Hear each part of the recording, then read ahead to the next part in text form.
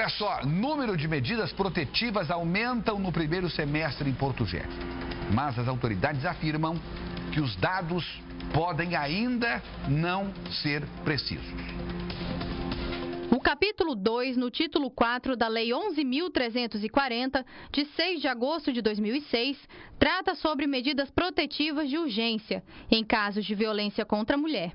No artigo 18, fica especificado que, recebido o expediente com o pedido da ofendida, caberá ao juiz, no prazo de 48 horas, conhecer do expediente e do pedido e decidir sobre as medidas protetivas de urgência, determinar o encaminhamento da ofendida ao órgão de assistência judiciária, quando for o caso, e comunicar ao Ministério Público para que adote as providências cabíveis. Em Porto Velho, a Delegacia Especializada em Atendimento à Mulher, só de janeiro a junho de 2017, diz que mais de 200 vítimas denunciaram casos de violência e solicitaram a medida.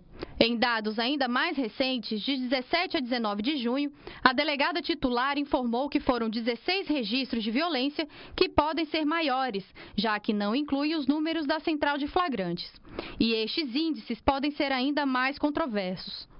No mesmo período, aqui no Ministério Público de Rondônia, foram registrados mais de 460 pedidos de medida protetiva ao Poder Judiciário. Essa disparidade de números se dá porque o MP pode receber a denúncia das mulheres vítimas de violência sem que elas precisem passar pelas delegacias. Vindo ao Ministério Público, as providências que nós podemos adotar é pedir uma medida protetiva para a proteção dessa vítima e vamos requisitar a instauração de inquérito policial e encaminhar para a Defensoria Pública se houver necessidade do ajuizamento de alguma outra ação de defesa dos interesses dessa vítima. Dentro do Ministério Público de Rondônia, a promotora explica ainda que alguns dos maiores desafios é a deficiência no número de servidores, que estaria bem abaixo do ideal. O horário de atendimento restrito na delegacia especializada e o serviço oferecido nas delegacias comuns, que podem resultar até na desistência do processo e na retirada do boletim de ocorrência por parte da vítima. A solução, então, estaria na DEAN. O ideal é que essa vítima da violência doméstica, ela sempre seja acolhida, seja atendida pela autoridade que tem capacitação, que tem preparo, né, que tem todo um amparo ali, um amparo humanizado de acolhimento para fazer esse primeiro atendimento da vítima. Depois de passar pelo Ministério Público, as vítimas são encaminhadas ao Centro de Referência Especializado de Assistência Social. Aliás, esse é o procedimento padrão, mas muitas mulheres decidem ir direto ao CREAS em busca de orientação sobre a medida protetiva e os direitos resguardados pela lei. Nós fazemos a triagem, verifica se essa mulher é vítima de violência doméstica, qual é a violência doméstica que ela está sofrendo e aí a gente faz o atendimento. E nesse atendimento ela passa pela equipe multidisciplinar e se ela precisar, se ela tiver iminência de morte e não tiver ainda feita a ocorrência, a gente faz esse encaminhamento para o juiz, né, para o juizado da mulher e essa mulher já fica amparada. As mulheres em perigo são enviadas para a Casa-Abrigo, que fica em Porto Velho e tem acesso restrito a membros do judiciário e advogados.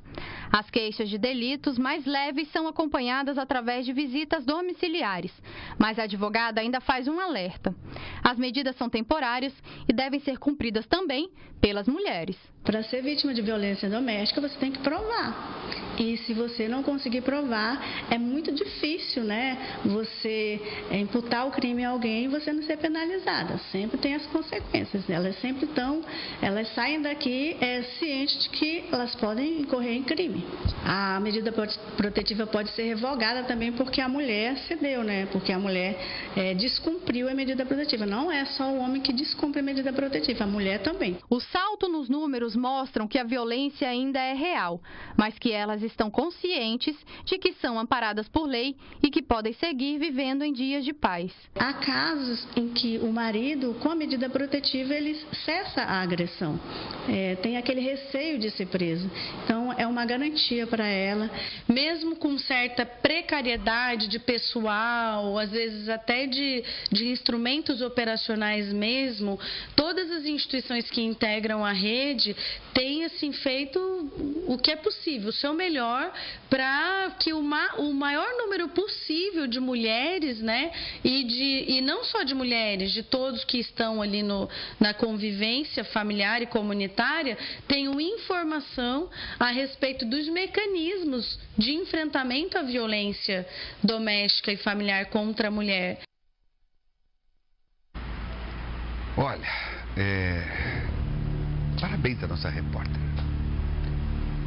Conseguiu tirar das entrevistadas, doutora, advogada, aquilo que efetivamente nós precisamos ouvir todos os dias, para nos conscientizarmos cada vez mais que hoje nós temos um país e vivemos num país doente. Porque não é possível nós estarmos em meio a uma sociedade que usa de violência de uma forma indiscriminada, covarde, abusiva contra as mulheres. Esses fatos que são relatados na mídia todos os dias são estarrecedores, um a um. No programa Cidade Alerta, por exemplo, que é apresentado na Rede Record em nível nacional, todos os dias nós temos assassinatos de mulheres. Todos os dias. E não é um, e não é dois, e não é três. É impressionante os números que hoje fazem parte das estatísticas.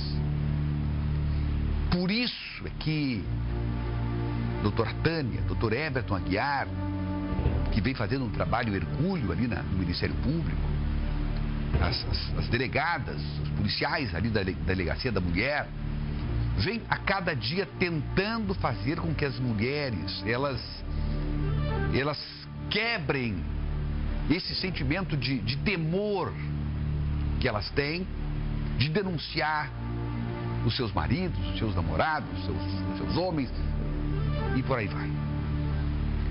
É preciso, como diz o slogan, dizer não à violência. E essa violência, ela e como sempre diz aqui nas entrevistas, o doutor Everton Aguiar, essa violência começa, às vezes, com uma palavra mal colocada, uma palavra fora de ordem, uma palavra fora de lugar. E amanhã vem uma frase fora de lugar, e depois de amanhã já vem uma ofensa, e depois vem um empurrão, daqui a pouco vem um tapa, daqui a pouco vem um soco, e daqui a pouco vem algo muito pior. E lamentavelmente, ainda, já melhorou muito, mas ainda nós temos a dificuldade de ver a mulher levar até o fim as agressões que ela sofre já no primeiro momento. E às vezes já em momentos, em situações bastante avançadas de violência. É o medo, o sentimento de desamparo, né? A questão dos filhos, a questão cultural, a questão econômica e por aí vai.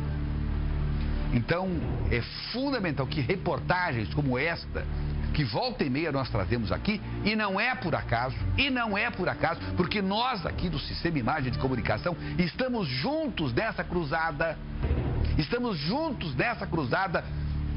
do combate à violência contra a mulher. Fazemos isso repetidamente, mudamos apenas os personagens, mudamos um pouco a história, mas o final é quase sempre o mesmo. Um final triste, melancólico, preocupante. Então a gente aqui parabeniza o nosso Ministério Público, especialmente nas figuras hoje do Dr. Everton Aguiar, da doutora Tânia, que estão aí à frente dessa promotoria, as delegadas que cuidam da Delegacia da Mulher, os policiais, o pessoal da Defensoria Pública, enfim, as entidades que têm um trabalho de conscientização das mulheres para que não esmoreçam nesse trabalho. Se depender de nós aqui, vocês têm certamente todo todos os instrumentos necessários para a gente poder cada vez mais disseminar essa mensagem para todo o povo de Rondônia.